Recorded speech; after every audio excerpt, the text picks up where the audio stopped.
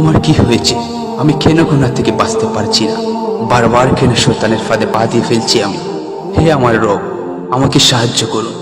আমি তো তওবা করে গুনাহে লিপ্ত হচ্ছি, আবার ইস্তেগফার করে পাপ কাজে লিপ্ত হচ্ছি। তাহলে কি আমি আমার রবের প্রিয় হতে পারলাম না? হে সর্বশক্তিমান, আমাকে আপনার ভালোবাসা ও রহমত থেকে বিতাড়িত করবেন না। ইয়া রহমান রহিম, ইয়া গফুরুর রহিম, আমাকে দয়া করে মাফ করে দিন। আমাকে গোপনে বা প্রকাশ্য গুনাহ থেকে হেফাজত করুন। আমার অতীত এবং বর্তমানের সকল পাপকে ক্ষমা করে দিন। হে আমার রব, আপনি তো বলেছেন ওয়া খুলিকাল ইনসানু দাঈফা, আপনি তো আমাদের দুর্বল করে সৃষ্টি করেছেন।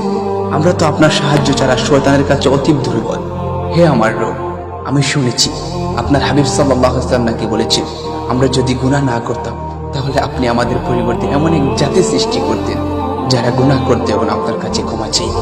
সুতরাং মালিক, আমি তো ভুল ত্রুটিতে জড়িয়ে পড়বই। আমি তো আপনার গুনাহগার দুর্বল বান্দা, কিন্তু আপনি তো আমার তওবা কবুলকারী সক্ষম মালিক। সুতরাং আমার তওবা কবুল করুন, আমাকে তওবার উপর স্থির থাকার তৌফিক দিন ইয়া আল্লাহ।